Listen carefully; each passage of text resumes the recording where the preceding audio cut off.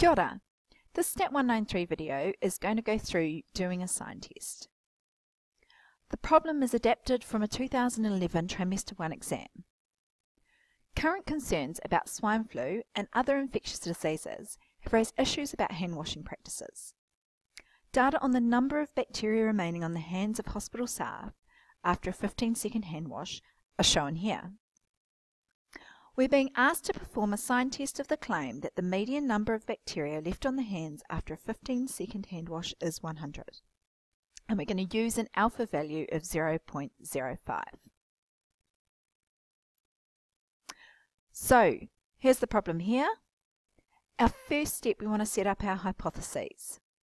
So our null hypothesis is that the median number is a 100, because we're asked to test that claim that it's 100. And our alternative hypothesis, in this case, is that the median is not equal to 100. It's a two-sided test because we've got this does not equal sign, and we've been asked to use an alpha of 0.05. Okay, we've set up our hypotheses. Now we're going to look at the data and calculate our test statistic. So the way we do this is we write down all the numbers that we've been given. And what we're trying to do is we're trying to compare each of these numbers in turn to the median that's been given in our null hypothesis. And we code each of the numbers in our data set as either being above the median that we're testing, below it, or if it's equal to. So 78 is lower than 100, so we code it with a minus sign. 115 is above, we give it a plus. 93 is below, minus. 48 is below, 3 is below, 12 is below, 12 is below again, and 146 is above. If we had had in our data set the number 100, we would have coded it with a 0.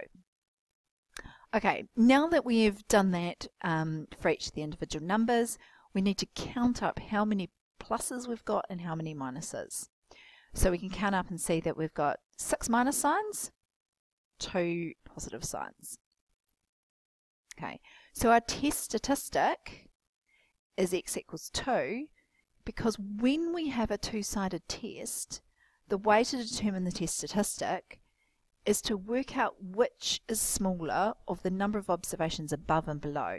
So basically taking a look at these numbers here, the minuses and the pluses, seeing that 2 is the smallest number, and using that x equals 2 as our test statistic. And that's just the case for the two-sided test.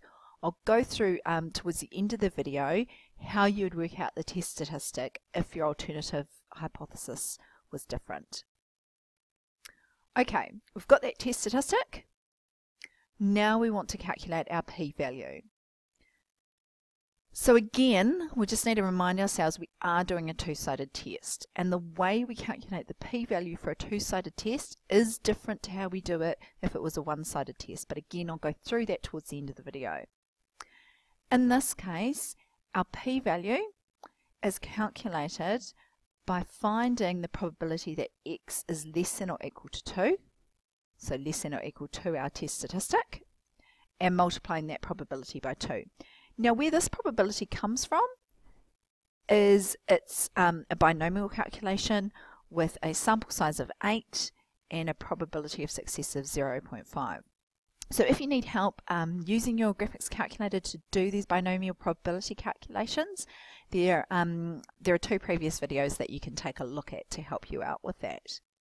For now, if you want to do this calculation alongside with me, you can pause the video and have a go on your graphics calculator yourself.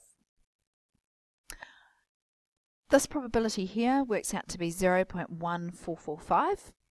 We multiply that by 2 to give our p-value of 0.2890. Let's bring those 3 steps together in order to make our conclusion. Okay, so our first step, we set up our hypotheses. One, that the median was equal to that number we were claiming of 100, and in our alternative hypothesis that it wasn't equal to 100. That not equal sign indicates to us that we've got a two-sided test. The alpha we were using was 0.05. We calculated our test statistic and got x equals 2, computed our p-value and found it to be 0.2890. Now we can draw our conclusion. We are not able to reject our null hypothesis at the alpha equals 0.05 level. The reason for this is that our p-value here that we calculated is greater than our alpha. So 0.2890 was greater than 0.05. With a sign test, we don't need to be calculating rejection regions or critical values. We're just using our p-value to make our conclusion. Okay, so what we need to consider now is what if our hypotheses were actually different? So this is going to affect how we calculate our test statistic and our p-value in step 2. So what we're going to go do now is go through step 2 and show what it would look like if our hypotheses had been set up in a different way. Okay, so it starts off the same. We still look at our data set and code each of the numbers in the data set according to the null hypothesis, which doesn't change. So our null hypothesis is that our median is equal to 100. Okay, what might change though is the alternative hypothesis that we're looking at. In this case, we're going to look at a median being greater than 100.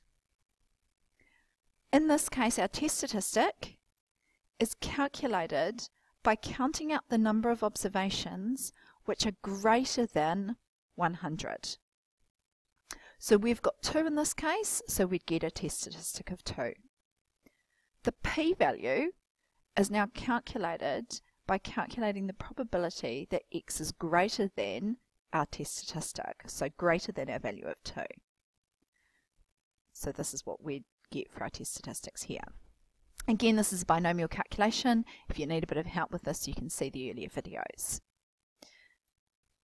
Another set of hypotheses we could set up would be again to have the null hypothesis not change, but to now in our alternative hypothesis be claiming that the median is less than 100. Our test statistic x is still determined in exactly the same way.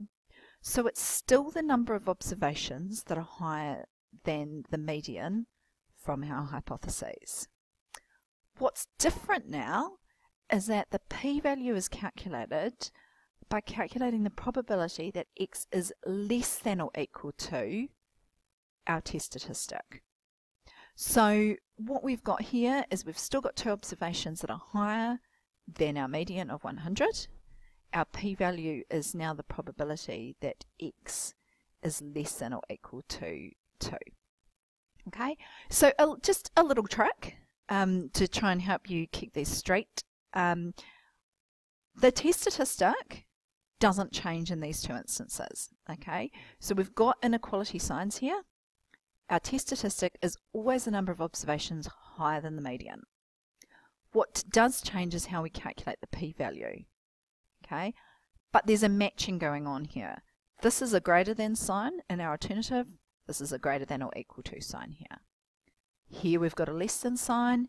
Here we've got a less than or equal to sign. So hopefully that little trick will help you remember which way around it goes.